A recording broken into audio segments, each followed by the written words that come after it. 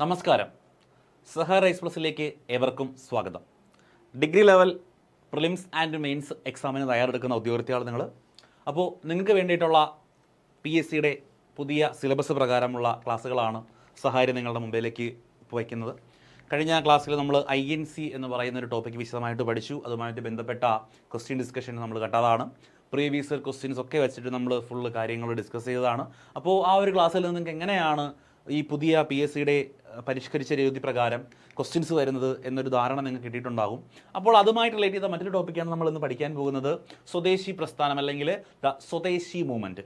കൃത്യമായി പറയുകയാണെങ്കിൽ നമ്മുടെ ഈ INCയുടെ അതിൻ്റെ ഒരു ഭാഗം തന്നെയാണ് ഈ സ്വദേശി മൂവ്മെൻ്റ് എന്ന് പറയുന്നത്. ആ ഒരു കാലഘട്ടത്തിൽ നടന്ന മറ്റൊരു പ്രധാന സംഭവമാണ് സ്വദേശി മൂവ്മെൻറ്റ്. അപ്പോൾ നമ്മൾ കൂടുതൽ കാര്യങ്ങളൊന്നും പറയുന്നില്ല, നേരെ ക്ലാസ്സിലേക്ക് പോവുകയാണ്. ആദ്യമായിട്ട് ഈ ഒരു മേഖലയിൽ നിന്ന് ചോദിച്ചിട്ടുള്ള കുറച്ച് പ്രീവിയസ് ഇയർ ക്വസ്റ്റ്യൻസ് നോക്കുക. ആദ്യത്തെ ക്വസ്റ്റ്യൻ ഇതാണ്: ഇന്ത്യൻ സൊസൈറ്റി ഓഫ് ഓറിയന്റൽ ആർട്സിൻ്റെ സ്ഥാപകൻ ആര് എന്നൊരു ചോദ്യം PSC ചോദിച്ചിട്ടുണ്ട്. അതിൻ്റെ ഉത്തരം നമുക്ക് പിന്നീട് നോക്കാം. അടുത്ത ക്വസ്റ്റ്യൻ നോക്കുക: ബംഗാൾ വിഭജനം നടന്ന സമയത്തെ വൈസ്രോയ് ആരാണ്? PSC മുൻപ് ചോദിച്ചൊരു പ്രീവിയസ് ക്വസ്റ്റ്യൻ ആണ്. മറ്റ് ചില പ്രീവിയസ് ക്വസ്റ്റ്യനൂടെ നോക്കുക.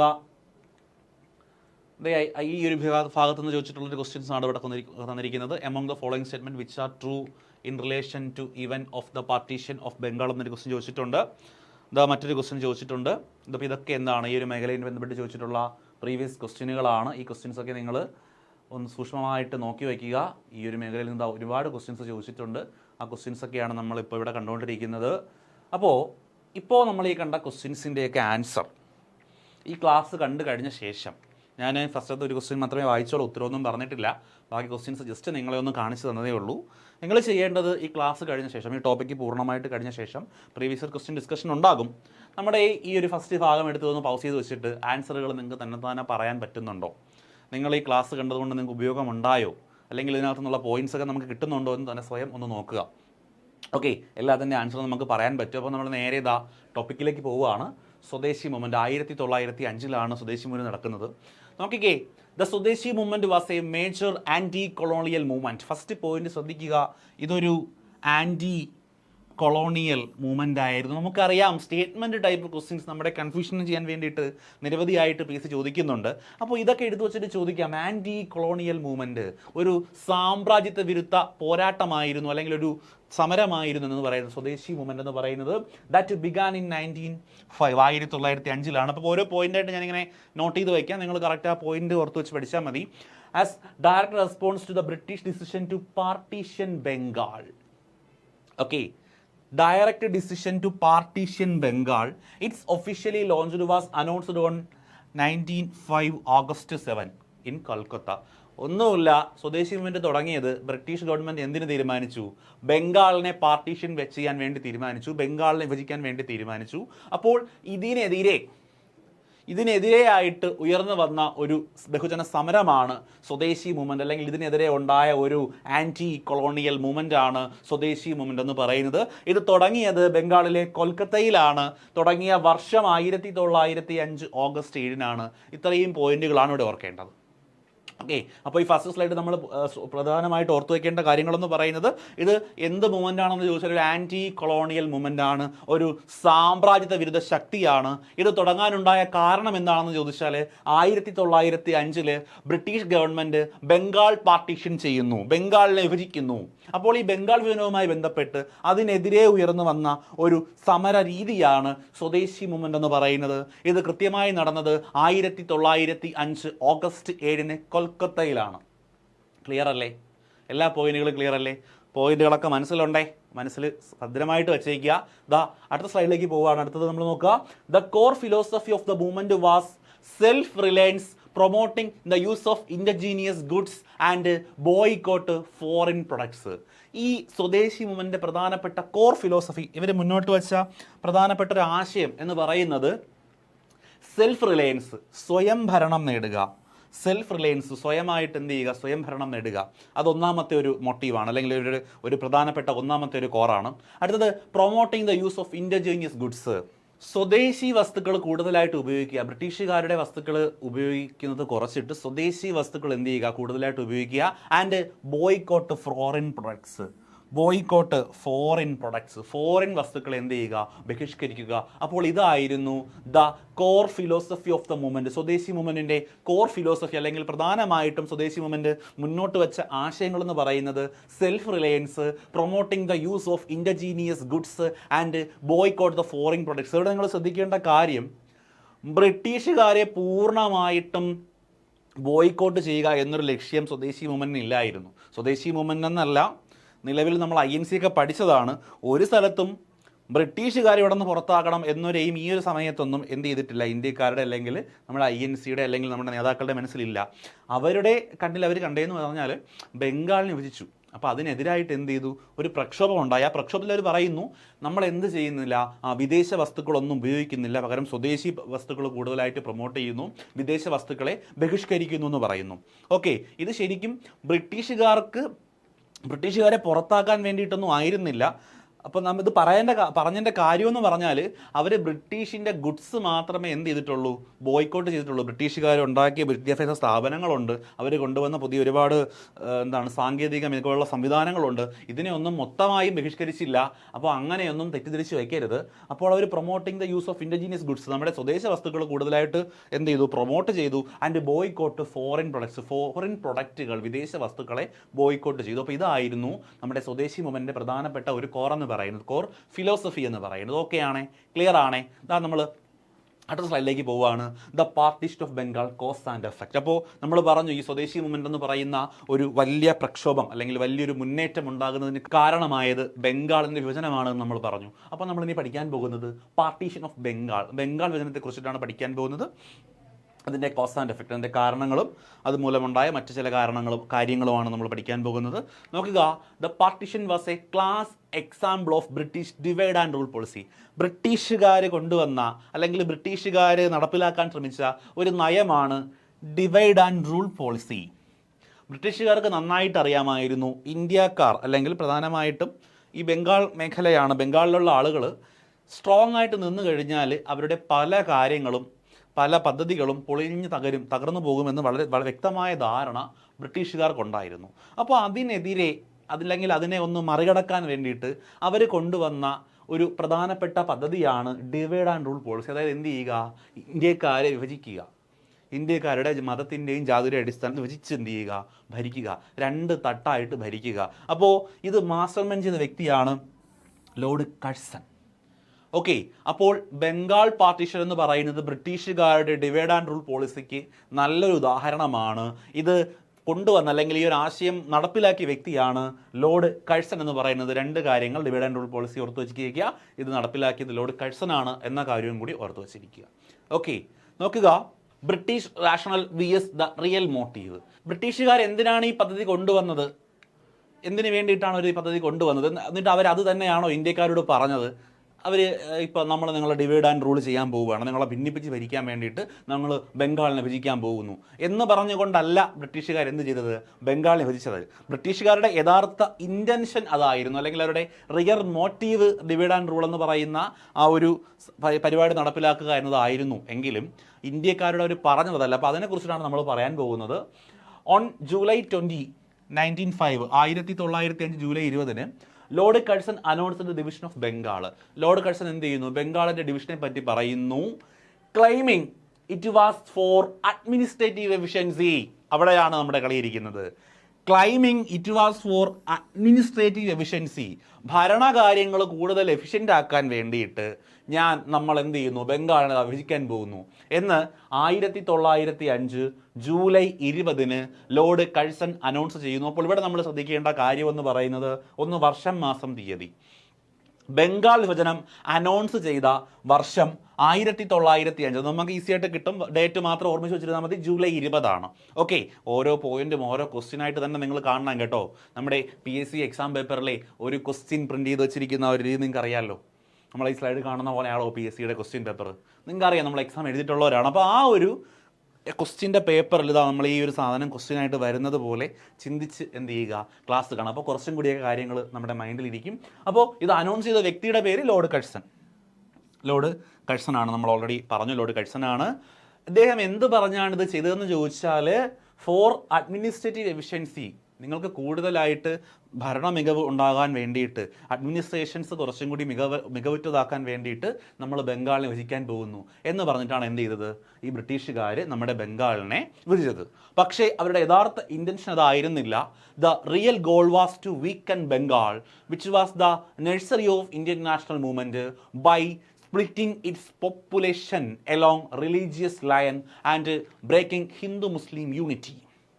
സിമ്പിൾ കാര്യമാണ് കേട്ടോ, വലിയൊരു സെൻറ്റൻസ് ആയിട്ടൊക്കെ എഴുതി വെച്ചിരിക്കുന്നുണ്ടെങ്കിലും വലിയ കാര്യങ്ങളൊന്നുമില്ല.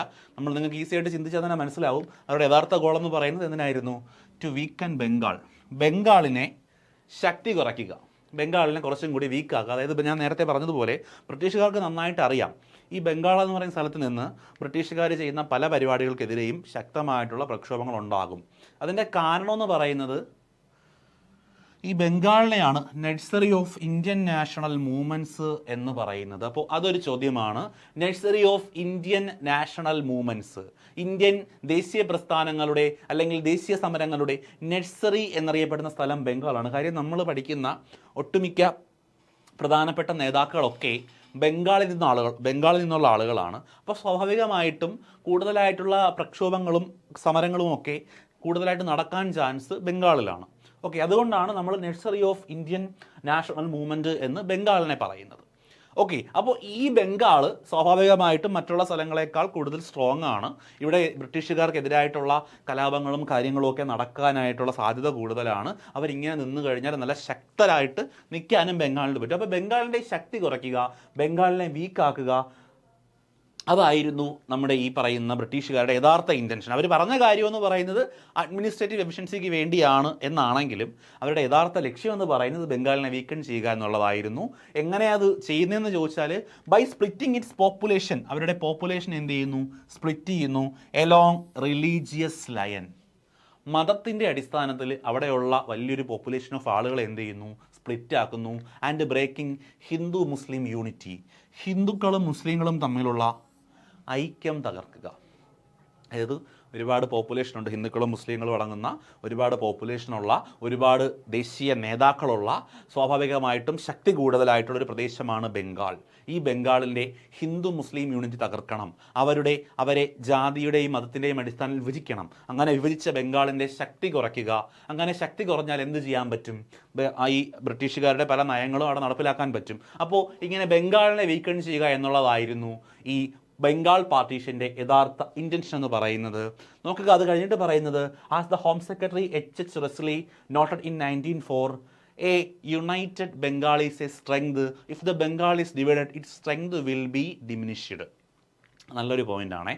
ഇത് നടക്കുന്ന സമയത്തെ ഹോം സെക്രട്ടറി ആയിരുന്ന വ്യക്തിയാണ് H.H. റൈസ്ലി എന്ന് പറയുന്ന വ്യക്തി. ഓക്കെ, ഇദ്ദേഹം പറഞ്ഞൊരു സ്റ്റേറ്റ്മെൻ്റാണ് താഴെ പറഞ്ഞിരിക്കുന്നത്. United Bengal is a strength, ഒന്നിച്ച് നിൽക്കുന്ന ബംഗാൾ ഒരു ശക്തിയാണ്. If the Bengal is divided, ബംഗാളിനെ നമ്മൾ ഡിവൈഡ് ചെയ്ത് കഴിഞ്ഞാൽ it strength will be diminished, ഇതിൻ്റെ സ്ട്രെങ്ത്, ഇതിൻ്റെ ശക്തി കുറയും എന്ന് പറഞ്ഞ വ്യക്തി ആര് എന്ന് ചോദിച്ചാൽ പറയുക അത് H.H. റൈസ്ലിയാണ്. അദ്ദേഹം ബംഗാൾ പാർട്ടീഷൻ നടക്കുന്ന സമയത്തെ ഹോം സെക്രട്ടറി ആയിരുന്നു. അപ്പോൾ ആ പോയിന്റ് മറക്കരുത്. ഇപ്പോൾ ഇത് ചോദിക്കാൻ ചാൻസ് ഉണ്ട് കേട്ടോ. ഇങ്ങനെ പറഞ്ഞതാരാണ്? എന്താണ്? United Bengal is a strength, ഒന്നിച്ചു നിൽക്കുന്ന ബംഗാൾ ഒരു ശക്തിയാണ്. ബംഗാളിൻ്റെ ശക്തി കുറയ്ക്കണമെങ്കിൽ ബംഗാളിനെ വിഭജിച്ചാൽ മതി, അല്ലെങ്കിൽ ബംഗാളിനെ വിഭജിച്ചാൽ അതിൻ്റെ ശക്തി കുറയുമെന്ന് പറഞ്ഞ വ്യക്തിയാണ് H.H. റൈസ്ലി എന്ന് പറയുന്ന ആൾ. അപ്പോൾ ഇദ്ദേഹം പറഞ്ഞതുപോലെ ഈ ബംഗാളിനെ വീക്കൺ ചെയ്യുക എന്നുള്ളതായിരുന്നു എന്തെന്ന് പറയുന്നത് ഇതിൻ്റെ യഥാർത്ഥ ഇൻറ്റൻഷൻ എന്ന് പറയുന്നത്. ഒക്കെയാണ്, ക്ലിയർ ആണ്. അപ്പോൾ ഇവിടെ നമ്മൾ ശ്രദ്ധിക്കേണ്ട പോയിന്റ് അവരുടെ യഥാർത്ഥ ഇൻറ്റൻഷൻ എന്താണെന്ന്, വീക്ക് ബംഗാൾ. അത് നമുക്ക് ഈസി ആയിട്ട് കിട്ടും. എന്തിനാണ് ബംഗാളിനെ വീക്കാക്കുന്നത്? കാരണം അതാണ് എന്തെന്നറിയപ്പെടുന്നത് nursery of Indian national movements എന്നറിയപ്പെടുന്നത്. അതും ഈസി ആയിട്ട് കിട്ടും. അതിന് വേണ്ടിയിട്ട് അവർ എന്താ ചെയ്തത്? Splitting the population along religious line, മതത്തിൻ്റെ അടിസ്ഥാനത്തിൽ എന്ത് ചെയ്യുന്നു? പോപ്പുലേഷൻ സ്പ്ലിറ്റ് ചെയ്യുന്നു. ആൻഡ് ഡിസ്ട്രോയ് എന്ത് ചെയ്യുന്നു? ബ്രേക്കിംഗ് ഹിന്ദു മുസ്ലിം യൂണിറ്റിയെ തകർക്കുന്നു. ഓക്കെ, അതപ്പോൾ ഈ ഒന്നിച്ചു നിൽക്കുന്ന ബംഗാൾ ഒരു വലിയ ശക്തിയാണ് എന്ന് ആദ്യമായിട്ടൊന്ന് പറഞ്ഞ വ്യക്തി, അല്ലെങ്കിൽ അങ്ങനെ ഒന്ന് പ്രതിപാദിച്ച വ്യക്തി ആരെന്ന് ചോദിച്ചാൽ ആ സമയത്തെ ഹോം സെക്രട്ടറി ആയിരുന്ന H.H. റൈസ്ലിയാണ്. അദ്ദേഹം അത് പറഞ്ഞ വർഷം 1904. 1904, അതായത് ബംഗാൾ വിഭജനം നടക്കുന്നതിന് തൊട്ട് ഒരു വർഷം മുമ്പേ ഇയാൾ ഇങ്ങനെ ഒരു സ്റ്റേറ്റ്മെൻറ്റ് പറയുന്നു, United Bengal is a strength. അത് നല്ലൊരു പോയിൻ്റാണ് കേട്ടോ. ബംഗാൾ വിഭജനത്തെ പറ്റിയും അല്ലെങ്കിൽ ഈ പറയുന്ന സ്വദേശി മൂവ്മെൻറ്റിനെ പറ്റിയൊക്കെ ഒരുപാട് പ്രസ്താവനകൾ ഈ സമയത്ത് ഒരുപാട് ആളുകൾ പറയുന്നുണ്ട്. അതൊരു PSC ഉദ്യോഗാർത്ഥി എന്ന നിലയിൽ നമ്മളെ സംബന്ധിച്ചിടത്തോളം വളരെ ഇമ്പോർട്ടൻ്റ് ആണ്, ചോദിക്കാൻ ചാൻസ് ഉണ്ട്. ഇത് ഇങ്ങനെ പറഞ്ഞത് ആരാണ്, അല്ലെങ്കിൽ ഈ അഭിപ്രായം ആരുടേതാണ് എന്ന രീതിയിലുള്ള ക്വസ്റ്റ്യൻസ് ഒക്കെ വരും. അപ്പോൾ എന്തായാലും United Bengal is a strength. If Bengal is divided it strength will be diminished. Bengal ഒന്നിച്ചു നിൽക്കുന്ന ബംഗാൾ ഒരു വലിയ ശക്തിയാണ്. ബംഗാളിനെ വിഭജിച്ചാൽ അതിൻ്റെ ശക്തി നമുക്ക് കുറയ്ക്കാൻ പറ്റും, അല്ലെങ്കിൽ ശക്തി നഷ്ടപ്പെടും എന്ന് പറഞ്ഞ വ്യക്തി H.H. റൈസ്ലി ആണ്. ഓക്കെ, അദ്ദേഹം ആരായിരുന്നു എന്ന് ചോദിച്ചു കഴിഞ്ഞാൽ ബംഗാൾ വിഭജനം നടക്കുന്ന സമയത്തെ ഹോം സെക്രട്ടറി ആയിരുന്നു. ഓക്കെ ആണേ, ക്ലിയർ ആണേ? പോയിന്റുകൾ ക്ലിയറായിട്ട് മനസ്സിലാക്കി പോവുക. ഓക്കെ ആണേ, ശരി. നോക്കുക, ദ ഡിവിഷൻ, ബംഗാൾ വിഭജനത്തെ കുറിച്ചാണ് പറയാൻ പോകുന്നത്. The partition come into effect on October 60, 1905. 1905 October 16 partition നിലവിൽ വന്നത്. പാർട്ടീഷൻ ചെയ്യാനായിട്ട് തീരുമാനിച്ചത് July 20 പക്ഷേ കറക്റ്റായിട്ട് നിലവിൽ വരുന്നത് October 16. ഓക്കെ, എങ്ങനെയാണ് അവർ ഡിവൈഡ് ചെയ്യുന്നത് ചോദിച്ചു കഴിഞ്ഞാൽ വെസ്റ്റ് ബംഗാളായിട്ടും ഈസ്റ്റ് ബംഗാളുമായിട്ടാണ് ഡിവൈഡ് ചെയ്യുന്നത്. അപ്പോൾ ബംഗാളിനെ വെസ്റ്റ് ബംഗാളെന്നും ഈസ്റ്റ് ബംഗാൾ, പശ്ചിമ ബംഗാളെന്നും കിഴക്കൻ ബംഗാളെന്നും രണ്ടായിട്ട് ഡിവൈഡ് ചെയ്യുന്നു. ഇതിനകത്ത് വെസ്റ്റ് ബംഗാളിനകത്ത് ഒരു ഹിന്ദു മെജോറിറ്റി റീജിയൻ ആയിട്ടാണ് വെസ്റ്റ് ബംഗാളിനെ അവർ എന്ത് ചെയ്യുന്നത്, പാർട്ടീഷൻ ചെയ്യുന്നത്. ഇൻക്ലൂഡിങ് അവിടെ എന്തൊക്കെ ഉൾപ്പെടുന്നു എന്ന് ചോദിച്ചു കഴിഞ്ഞാൽ വെസ്റ്റ് ബംഗാൾ ഉൾപ്പെടുന്നു, ഒഡീഷ ഉൾപ്പെടുന്നു, ബീഹാർ ഉൾപ്പെടുന്നു, വിത്ത് ക്യാപിറ്റൽ കൊൽക്കത്ത. അതിൻ്റെ ക്യാപിറ്റൽ കൊൽക്കത്തയാണ്. ഓക്കെ, മനസ്സിലായോ? അപ്പോൾ വെസ്റ്റ് ബംഗാളായിട്ടും ഈസ്റ്റ് ബംഗാളായിട്ടും ഡിവൈഡ് ചെയ്യുന്നു. വെസ്റ്റ് ബംഗാളിൽ എന്തൊക്കെ വരുമെന്ന് ചോദിച്ചു കഴിഞ്ഞാൽ വെസ്റ്റ് ബംഗാളുണ്ട്, ഒഡീഷയുണ്ട്, ബീഹാറുണ്ട്, അതുപോലെ കൽക്കത്തയുണ്ട്. കൽക്കത്തയാണ് എന്തിൻ്റെ ക്യാപിറ്റൽ? West ബംഗാളിൻ്റെ capital. അപ്പോൾ നമ്മുടെ ബംഗാളിൻ്റെ ക്യാപിറ്റൽ ഏതായിരുന്നു? അത് കൽക്കത്തയാണ്. ഈ കൽക്കത്തയെ വെസ്റ്റ് ബംഗാൾ എന്ന് പറഞ്ഞ് ഡിവൈഡ് ചെയ്തിട്ട് ഇത് വെസ്റ്റ് ബംഗാളിൻ്റെ മാത്രം ക്യാപിറ്റലാക്കി. എന്നിട്ട് ഈസ്റ്റ് ബംഗാൾ എന്ന് പറഞ്ഞ് വേറൊരു ഭാഗവും കൂടി ഉണ്ടാക്കി. അതൊരു മുസ്ലിം മെജോറിറ്റി റീജിയനായി ഈസ്റ്റ് ബംഗാളിനെ മാറ്റി. അവിടെ ഏതൊക്കെ സ്ഥലങ്ങളുണ്ടായിരുന്നു എന്ന് ചോദിച്ചു കഴിഞ്ഞാൽ ഈസ്റ്റ് ബംഗാളുണ്ട്, ആസാം, അതുപോലെ ധാക്കയായിരുന്നു ക്യാപിറ്റൽ. ഓക്കെ, അപ്പോൾ ആസാമുണ്ട്, ധാക്കയുണ്ട്, ക്യാപിറ്റൽ ധാക്കയാണ്. അപ്പോൾ നിങ്ങൾ ഒന്ന് ഇമാജിൻ ചെയ്യുക, ബംഗാൾ എന്ന് പറയുന്ന ഒരു സംസ്ഥാനം, അതിൻ്റെ ക്യാപിറ്റൽ കൊൽക്കത്തയാണ്. ബ്രിട്ടീഷുകാർ വന്നിട്ട് ഇതിനെ വെസ്റ്റ് ബംഗാളെന്നും ഈസ്റ്റ് ബംഗാളെന്നും രണ്ടാക്കി മാറ്റി. വെസ്റ്റ് ബംഗാൾ ഒരു ഹിന്ദു മെജോറിറ്റി റീജിയനാണ്. അവിടെ ഒഡീഷ, ബീഹാർ, അതുപോലെ വെസ്റ്റ് ബംഗാൾ തുടങ്ങിയ സ്ഥലങ്ങളൊക്കെ, വെസ്റ്റ് ബംഗാൾ പ്രത്യേകിച്ച് പഠിച്ചു വയ്ക്കേണ്ട. ഓക്കെ, ഒഡീഷയും ബീഹാറും ഉണ്ട്. അതിൻ്റെ ക്യാപിറ്റൽ കൽക്കത്തയാണ്. അതായത് മുമ്പത്തെ ബംഗാളിൻ്റെ ക്യാപിറ്റലിനെ ഈ വെസ്റ്റ് ബംഗാളിൻ്റെ മാത്രം ക്യാപിറ്റലാക്കി. മുസ്ലിങ്ങൾക്ക് ഒരു മെജോറിറ്റി പ്രദേശം കൊടുത്തുകൊണ്ട് ഈസ്റ്റ് ബംഗാൾ എന്ന് പറയുന്ന ഒരു സെപ്പറേറ്റ് സ്ഥലമായിട്ട് മാറ്റി. അവിടെ ആസാം ഉൾപ്പെടുന്നുണ്ട്. അതുപോലെ അതിൻ്റെ ക്യാപിറ്റൽ എന്ന് പറയുന്നത് ധാക്കയായിരുന്നു. ഓക്കെയാണ്. അപ്പോൾ വെസ്റ്റ് ബംഗാളിലും ഈസ്റ്റ് ബംഗാളിലും വരുന്ന പ്രദേശങ്ങൾ ഏതൊക്കെയെന്നൊക്കെ പറഞ്ഞിട്ട് ചിലപ്പോൾ ക്വസ്റ്റ്യൻസ് ചോദിക്കാം. അല്ലെങ്കിൽ ഇതിൻ്റെ ക്യാപിറ്റൽ ഏതാണ്? അപ്പോൾ വെസ്റ്റ് ബംഗാളിൻ്റെ ക്യാപിറ്റൽ കൊൽക്കത്തയല്ല എന്നൊക്കെ പറഞ്ഞ് എന്ത് ചെയ്യാം, സ്റ്റേറ്റ്മെൻറ്റ് ക്വസ്റ്റ്യൻസ് ഒക്കെ ചോദിക്കാം. അപ്പോൾ പോയിന്റുകൾ ക്ലിയർ ആണേ, നന്നായിട്ട് ശ്രദ്ധിച്ചിരിക്കുക. കാര്യം നമ്മൾ പറഞ്ഞല്ലോ, നമ്മുടെ ഈ പഴയ രീതിയൊക്കെ മാറി. ക്വസ്റ്റ്യൻ ആൻസർ രീതിയിലല്ല നമ്മളിനി പഠിക്കാൻ പോകുന്നത്. അങ്ങനെ പഠിച്ചിട്ട് നമുക്ക് ആൻസർ ചെയ്യാനും പറ്റില്ല ക്വസ്റ്റ്യൻസ്. കഴിഞ്ഞൊരു ടോപ്പിക്കിൽ അല്ലെങ്കിൽ ബാക്കി ക്ലാസ്സുകളൊക്കെ നിങ്ങൾ കാണുന്നതാണ്. എല്ലാ ക്ലാസ്സിലും നിങ്ങൾക്ക് അത് വ്യക്തമായിട്ട് മനസ്സിലായിട്ടുണ്ടാവും. നമ്മുടെ ആ ഒരു പഴയ രീതി, ചോദ്യം ഉത്തരം ആ രീതിയിലൊന്നും നമുക്കിനി PSC എക്സാംസ് ക്രാക്ക് ചെയ്യാനായിട്ട് ബുദ്ധിമുട്ടായിരിക്കും. നല്ല രീതിയിൽ ഡീപ്പായിട്ട് സ്റ്റേറ്റ്മെൻറ്റ് ടൈപ്പ് ക്വസ്റ്റ്യൻസ് എങ്ങനെ ചോദിക്കും എന്ന് മനസ്സിലാക്കി പഠിക്കുന്ന ഒരു ഉദ്യോഗാർത്ഥിക്ക് മാത്രമേ ഉയർന്ന റാങ്കുകളിലേക്ക് എത്താനായിട്ട് പറ്റൂ. ഓക്കെ, ഇതാ നമ്മൾ ബാക്കി പഠിക്കാൻ പോകുന്നു. Nationalist response and protest. ഇതിനെതിരെ നടന്ന പ്രൊട്ടസ്റ്റുകളും ദേശീയ പ്രക്ഷോഭങ്ങളും പ്രതികരണങ്ങളും ഒക്കെയാണ് നമ്മൾ പഠിക്കാൻ പോകുന്നത്. നോക്കിക്കൊള്ളുക. The partition was met with widespread and organised protest across Bengal and India. അപ്പോൾ ഈ പാർട്ടീഷനെതിരെ, ബംഗാൾ വിഭജനത്തിനെതിരെ എന്ത് സംഭവിച്ചു എന്ന് ചോദിച്ചു കഴിഞ്ഞാൽ വൈൽഡ് സ്പ്രെഡ് ഓർഗനൈസ്ഡ് പ്രൊട്ടസ്റ്റ്, ഇതിനെതിരെ വ്യാപകമായിട്ട് പ്രൊട്ടസ്റ്റുകളും പ്രക്ഷോഭങ്ങളും ഒക്കെ നടക്കാൻ വന്നു. എവിടെ? Across Bengal and India. അതൊരു നല്ല പോയിന്റാണ് കേട്ടോ. ബംഗാളിൽ മാത്രമാണോ നടന്നത്? അല്ല, എക്രോസ് ബംഗാൾ ആൻഡ് ഇന്ത്യ. ഇന്ത്യയിലും ബംഗാളിലും ഇന്ത്യയിലുടനീളവും പല പ്രദേശങ്ങളിലും നിന്ന് നടന്നു. ഈ പറയുന്ന ബംഗാൾ വിഭജനത്തിനെതിരായിട്ട് സമരങ്ങളും പ്രക്ഷോഭങ്ങളും ഒക്കെ വളരെ വ്യാപകമായിട്ട് തന്നെ നടക്കുകയുണ്ടായി എന്നാണ് പറഞ്ഞിരിക്കുന്നത്. ഓക്കെ, നോക്കുക. Method of protest. പ്രൊട്ടസ്റ്റിൻ്റെ മെത്തേഡ് എന്ന് പറയുന്നത് എങ്ങനെയാണെന്നാണ് പഠിക്കാൻ പോകുന്നത്. The primary slogan was use indigenous product and boycott foreign product. ഇവരുടെ പ്രൈമറി സ്ലോഗൻ, പ്രധാനമായിട്ട് മുമ്പോട്ട് വെച്ച ഒരു സ്ലോഗൻ എന്ന് പറയുന്നത് വിദേശ വസ്തുക്കൾ ബഹിഷ്കരിക്കുക, സ്വദേശ ഉൽപ്പന്നങ്ങൾ ഉപയോഗിക്കുക എന്നുള്ളതാണ്. യൂസ് ഇൻഡിജീനിയസ് പ്രൊഡക്ട്സ്, സ്വദേശ വസ്തുക്കൾ ഉപയോഗിക്കുക, ആൻഡ് ബോയ്കോട്ട് ഫോറിൻ പ്രൊഡക്ട്സ്, വിദേശ വസ്തുക്കളെ ബഹിഷ്കരിക്കുക എന്നുള്ളതായിരുന്നു സ്വദേശി മൂവ്മെൻറ്റിൽ ഉണ്ടായിട്ട് വന്ന പ്രൈമറി സ്ലോഗൻ. ഈ സ്വദേശി മൂവ്മെൻ്റ് എന്ന് പറയുന്നത് എന്തിനെതിരെ ഉണ്ടായിട്ട് വന്ന ഒരു പ്രൊട്ടസ്റ്റാണ്, നമ്മുടെ പാർട്ടീഷൻ ഓഫ് ബംഗാളിന് എതിരായിട്ടുണ്ടായിട്ട് വന്നൊരു പ്രൊട്ടസ്റ്റാണ്. അതിനെയാണ് നമ്മൾ സ്വദേശി മൂവ്മെൻ്റ് എന്ന് പറയുന്നത്. അതുകൊണ്ടാണ് നമ്മളിങ്ങനെ മെത്തേഡ് ഓഫ് പ്രൊട്ടസ്റ്റ് എന്ന് പറയുന്നത് പഠിക്കുന്നത്. ശരിക്കും നമ്മൾ എന്തിൻ്റെ പ്രൈമറി സ്ലോഗനാണിത്? സ്വദേശി മൂവ്മെൻറ്റിൻ്റെ പ്രൈമറി സ്ലോഗൻ തന്നെയാണ്. Okay, the slogan Vande Mataram also become the rallying cry. Vande Mataram എന്ന് പറയുന്ന ഒരു സ്ലോഗനും എന്ത് ചെയ്തിട്ടുണ്ടായിരുന്നു? ഈ സ്വദേശി കാലഘട്ടത്തിൽ അവർ ഉയർത്തിപ്പിടിച്ചിട്ടുണ്ടായിരുന്നു. പ്രൈമറി സ്ലോഗൻ എന്ന് പറയുന്നത് ഈ പറയുന്ന മേൽ പറഞ്ഞതാണ്. എന്താണ്? വിദേശ വസ്തുക്കളെ കൂടുതലായിട്ട് ബഹിഷ്കരിക്കുക, സ്വദേശ വസ്തുക്കൾ ഉപയോഗിക്കുക, സ്വദേശ വസ്തുക്കൾ ഉപയോഗിക്കുക അല്ലെങ്കിൽ വിദേശ വസ്തുക്കൾ ബഹിഷ്കരിക്കുക എന്ന് പറയുന്നൊരു സ്ലോഗൻ ഉണ്ടായിരുന്നു. അതുപോലെ വന്ദേ മാതരം എന്ന് പറയുന്നൊരു സ്ലോഗൻ അവർ എന്ത് ചെയ്തിട്ടുണ്ടായിരുന്നു? ഉപയോഗിച്ചിട്ടുണ്ടായിരുന്നു. ഓക്കെ, അതുപോലെ shop selling foreign goods were blockaded. എന്ത് ചെയ്യുന്നു? ആ ഫോറിൻ വസ്തുക്കൾ വിൽക്കുന്ന ഷോപ്പുകളേക്ക് അവർ എന്ത് ചെയ്തു? പൂർണ്ണമായിട്ടും ബ്ലോക്ക് ചെയ്തു. അപ്പോൾ ഇവരുടെ പ്രൊട്ടസ്റ്റിൻ്റെ രീതിയാണ് എന്ത് ചെയ്യുന്നു? നമ്മൾ ആദ്യം പഠിച്ചതാണ്, സ്വദേശ വസ്തുക്കളെ നമ്മൾ കൂടുതലായിട്ട് ഉപയോഗിക്കുന്നു, വിദേശ വസ്തുക്കളെ ബഹിഷ്കരിക്കുന്നു എന്നൊരു സ്ലോഗൻ അവർ പ്രൈമറി സ്ലോഗനായിട്ട് ഉയർത്തിക്കാട്ടി. കൂടാതെ വന്ദേ മാതരം എന്ന് പറയുന്ന ഒരു സ്ലോഗനും എന്ത് ചെയ്യുന്നുണ്ടായിരുന്നു? സ്വദേശി മൂവ്മെൻറ്റുമായിട്ട് ബന്ധപ്പെട്ട് ആളുകൾ ഉപയോഗിച്ചുകൊണ്ടിരുന്നൊരു സ്ലോഗനാണ്. അതുപോലെ എന്ത് ചെയ്തു? ഈസി പോയിന്റ്സ് ആണല്ലേ. Shop selling foreign goods were blockaded, വിദേശ വസ്തുക്കൾ വിൽക്കുന്ന ഷോപ്പിനെ അവരെന്ത് ചെയ്തു? പൂർണ്ണമായിട്ടും ബഹിഷ്കരിക്കാൻ തുടങ്ങി, ബ്ലോക്ക് ചെയ്യാനായിട്ട് തുടങ്ങി. ഓക്കെ, അതുപോലെ foreign clothes wear publicly branded. Foreign വസ്ത്രങ്ങൾ എന്ത് ചെയ്തു? പബ്ലിക്കായിട്ട് ബേൺ ചെയ്ത് കളഞ്ഞു, കത്തിച്ച് കളഞ്ഞു. Foreign clothes wear publicly banded. Okay, foreign clothes അവരുടെ പ്രൊട്ടസ്റ്റിൻ്റെ രീതിയാണ്. എങ്ങനെയൊക്കെയാണ് പ്രൊട്ടസ്റ്റ് ചെയ്തത് നമ്മൾ പഠിക്കാൻ പോകുന്നത്. ഫോറിൻ ഗുഡ്സ് എന്ത് ചെയ്തു? ഫോറിൻ ഗുഡ്സും ക്ലോത്തുകളും ഒക്കെ പബ്ലിക്കായിട്ട് കത്തിച്ചു കളഞ്ഞു. കൂടാതെ the use of indigenous product was heavily encouraged. സ്വദേശ വസ്തുക്കൾ, ഇൻഡിജീനിയസ് പ്രൊഡക്റ്റ് എന്ന് പറഞ്ഞാൽ സ്വദേശ വസ്തുക്കൾ എന്നാണ്. ഈ സ്വദേശ വസ്തുക്കളുടെ ഉപയോഗത്തെ ഭയങ്കരമായിട്ട് പ്രൊമോട്ട് ചെയ്തു, എൻകറേജ് ചെയ്തു. അതിനൊരു വലിയ ഉദാഹരണമാണ് jaggery was promoted as an alternative to foreign made sugar. വിദേശത്ത് നിന്ന് കൊണ്ടുവന്ന പഞ്ചസാരയ്ക്ക് പകരം ശർക്കര ഉപയോഗിക്കാൻ വേണ്ടി തീരുമാനിച്ചു. അത് എന്തിനുദാഹരണമാണെന്ന് ചോദിച്ചു കഴിഞ്ഞാൽ, വ്യാപകമായി സ്വദേശ വസ്തുക്കൾ ഉപയോഗിക്കാൻ വേണ്ടി ഈ സ്വദേശി മൂവ്മെൻ്റിൻ്റെ ഭാഗമായിട്ട് അതിനെയൊക്കെ വല്ല രീതിയിൽ പ്രോത്സാഹിപ്പിച്ചിട്ടുണ്ട്. അപ്പോൾ അതിനൊരു വലിയ ഉദാഹരണമാണ് നമ്മുടെ ശർക്കര എന്ത് ചെയ്യുന്നു? വിദേശത്ത് നിന്ന് കൊണ്ടുവന്ന പഞ്ചസാരയ്ക്ക് പകരം ശർക്കര ഉപയോഗിക്കാൻ വേണ്ടിയിട്ട് തീരുമാനിച്ചു. അത് വളരെ സിമ്പിളായിട്ടൊരു ചോദ്യമായിട്ടൊക്കെ നമുക്ക് തോന്നും, പക്ഷേ സ്റ്റേറ്റ്മെൻറ്റ് ടൈപ്പായി ചോദിക്കാൻ പറ്റുന്ന ക്വസ്റ്റ്യനാണ്. ഇത് എന്തിനു ഉദാഹരണമാണ് എന്നൊക്കെ പറഞ്ഞ് ചോദിക്കാം. അല്ലെങ്കിൽ സ്വദേശി മൂവ്മെൻറ്റുമായിട്ട് ബന്ധപ്പെട്ട് നടന്ന പ്രൊട്ടസ്റ്റുകളിൽ ശരിയായതേത് അല്ലെങ്കിൽ ശരിയല്ലാത്തതേത്? അപ്പോൾ നിങ്ങളൊന്ന് ആലോചിച്ച് നോക്കി, ഈ ഒരു ടോപ്പിക്കൊക്കെ പഠിക്കാത്ത ഒരാൾ അല്ലെങ്കിൽ ഇത്രയും ഡീപ്പായിട്ട് ഇത് മനസ്സിലാക്കാത്ത ഒരാൾ ഇങ്ങനൊരു സ്റ്റേറ്റ്മെൻറ്റ് കാണുന്നു, ശർക്കര എന്ത് ചെയ്യുന്നു? ഫോറിൻ മെയ്ഡ് ഷുഗറിന് പകരം ഉപയോഗിക്കുന്നു. പെട്ടെന്ന് ചിലപ്പോൾ അത് എഴുതണമെന്നില്ല.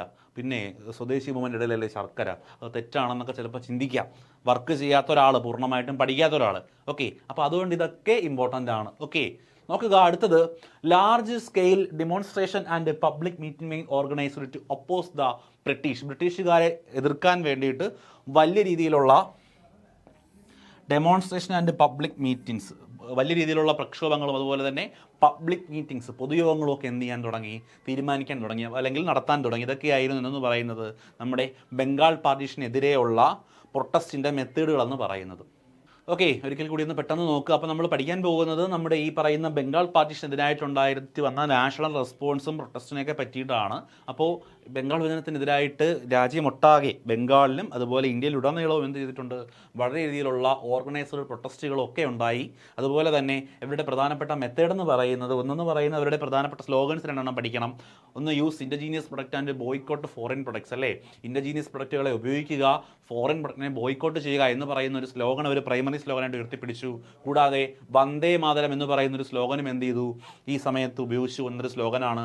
അതുപോലെ മറ്റൊരു മെത്തേഡ് എന്ന് പറയുന്നത് വിദേശ വസ്തുക്കൾ വിൽക്കുന്ന ഷോപ്പുകളൊക്കെ അവർ ബ്ലോക്ക് ചെയ്തു. കൂടാതെ foreign clothes wear publicly banded, വിദേശ വസ്ത്രങ്ങൾ എന്ത് ചെയ്തു? പബ്ലിക്കായിട്ട് കത്തിച്ചു കളഞ്ഞു.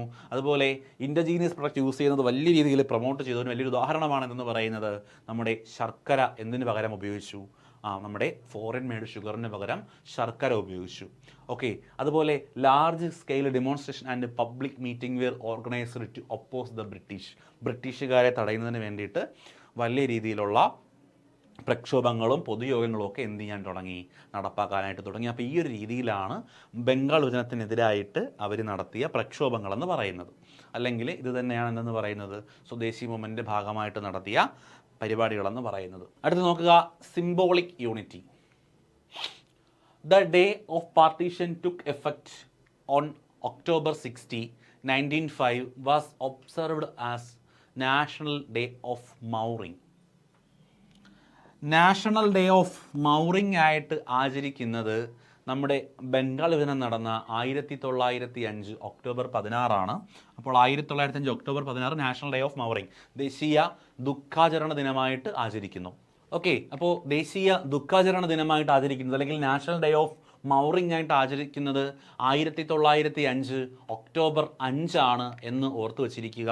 ദേ നോക്കുക, on the advice of Rabindranath Tagore, Rabindranath ടാഗോറിന്റെ ഉപദേശപ്രകാരം people observe the day as Rakshabandhan, ട്രൈയിങ് rakhi on each others wrist as a symbol of unbreakable unity of Bengal's peoples. ബംഗാളിലെ ആളുകളുടെ അൺബ്രേക്കബിൾ യൂണിറ്റി, തകർക്കാൻ പറ്റാത്ത ഒരുമയെ കാണിക്കാൻ വേണ്ടിയിട്ട് എന്തു ചെയ്തു, അവർ രാഖി ബന്ധൻ അല്ലെങ്കിൽ രക്ഷാബന്ധൻ ദിനമായിട്ട് ആചരിക്കാൻ വേണ്ടി തീരുമാനിച്ചു. രാഖി ബന്ധൻ ഡേ എന്നാണ് രാഖി ബന്ധൻ ഡേ? അത് ഒക്ടോബർ 16, ബംഗാൾ വിഭജനം നടന്ന ഒക്ടോബർ 16 രാഖി ബന്ധൻ ദിനമായിട്ട് ആചരിക്കാൻ വേണ്ടിയിട്ട് തീരുമാനിച്ചു. ആരുടെ നിർദ്ദേശപ്രകാരം എന്ന് ചോദിച്ചു കഴിഞ്ഞാൽ on the advice of Rabindranath Tagore. അപ്പം നമ്മളവിടെ പ്രധാനമായിട്ട് ശ്രദ്ധിക്കേണ്ട പോയിന്റുകൾ ഞാനൊന്നും സ്പെസിഫൈ ചെയ്ത് പറയാം. ഒന്ന്, ഒക്ടോബർ 16 നമ്മൾ നാഷണൽ ഡേ ഓഫ് മൗറിംഗ് ആയിട്ട് തീരുമാനിക്കുന്നു. 1905 ഒക്ടോബർ 16 ദേശീയ ദുഃഖാചരണ ദിനമായിട്ട് തീരുമാനിക്കുന്നു. അതുപോലെ ഒക്ടോബർ 16 രാഖി ബന്ധൻ ദിനമായിട്ട് ആഘോഷിക്കാനായിട്ട് തീരുമാനിക്കുന്നു. എന്തിനാണ് രാഖി ബന്ധൻ ദിനമായിട്ട് ആഘോഷിക്കാൻ തീരുമാനിക്കുന്നത് ചോദിച്ചു കഴിഞ്ഞാൽ ബംഗാളിലെ ജനങ്ങളുടെ ഐക്യത്തെ തകർക്കാൻ പറ്റില്ല എന്ന് കാണിക്കാൻ വേണ്ടിയിട്ട് എന്ത് ചെയ്യുന്നു, പരസ്പരം അവർ രാഖി ബന്ധിക്കുന്ന ഒരു ചടങ്ങ്, ഇതിനെതിരെ നമ്മളെ യൂണിറ്റി കാണിക്കാൻ വേണ്ടിയിട്ട് രാഖി ബന്ധൻ ഡേ ആയിട്ട് ഒക്ടോബർ 16 ആഘോഷിക്കാൻ തീരുമാനിക്കുന്നു. ഇങ്ങനെ ഒക്ടോബർ 16 രാഖി ബന്ധൻ ഡേ ആയിട്ട് ആഘോഷിക്കാൻ തീരുമാനിക്കാനായിട്ട് ഉപദേശിച്ച വ്യക്തിയാണ് രവീന്ദ്രനാഥ ടാഗോർ. ഇമ്പോർട്ടൻ്റ് ആണ് കേട്ടോ, രവീന്ദ്രനാഥ ടാഗോർ. അപ്പോൾ അദ്ദേഹമാണ് എന്ത് ചെയ്തത്, ഒക്ടോബർ 16 രാഖി ബന്ധൻ ഡേ ആയിട്ട് ആഘോഷിക്കാൻ വേണ്ടിയിട്ട് നിർദ്ദേശിച്ച വ്യക്തി. Okay, during this period Tagore wrote the poem Amar Sona Bangla. അടുത്തൊരു പോയിന്റാണ്, ഈ ബംഗാൾ പാർട്ടീഷൻ നടക്കുന്ന സമയത്ത് രവീന്ദ്രനാഥ് ടാഗോർ എഴുതിയ ഒരു ദേശീയ ഗാനമാണ് Amar Sona Bangla, which is now the national anthem of Bangladesh. ഇപ്പോൾ അത് ബംഗ്ലാദേശിൻ്റെ നാഷണൽ ആന്തമാണ്. ഓക്കെ, അപ്പോൾ ബംഗാൾ വിഭജനം നടക്കുന്ന സമയത്ത് രവീന്ദ്രനാഥ് ടാഗോർ എഴുതിയ ഒരു ഗാനമാണ് അമർ സോന ബംഗ്ല. മറക്കരുത്, ചോദിച്ചിട്ടുള്ള ക്വസ്റ്റ്യൻ ആണ്. അപ്പോൾ ഈ അമർ സോന ബംഗ്ല നിലവിൽ ആരുടെ ദേശീയ ഗാനമാണെന്ന് ചോദിച്ചാൽ ബംഗ്ലാദേശിൻ്റെ ദേശീയ ഗാനമാണ്. Okay, national anthem of Bangladesh ആണ് അമർ സോന ബംഗ്ല. ഇത് ബംഗാൾ പാർട്ടീഷൻ നടത്തുന്ന സമയത്ത് ആരെഴുതിയതാണ്? രവീന്ദ്രനാഥ് ടാഗോർ എഴുതിയ ഒരു ദേശീയ ഗീതം ആയിരുന്നു. ആ ഒരു സമയത്ത് പ്രധാനമായിട്ട് അദ്ദേഹം എഴുതിയൊരു ഗാനമായിരുന്നത്. ഓക്കെ ആണേ. നമ്മുടെ സ്വദേശി പ്രസ്ഥാനം തീർന്നിട്ടില്ല. സ്വദേശി പ്രസ്ഥാനത്തിൻ്റെ മറ്റൊരു ക്ലാസ്സുമായിട്ട് നമുക്ക് വേറൊരു ക്ലാസ്സിൽ വീണ്ടും കാണാം. അതുവരെ ഏവർക്കും നന്ദി.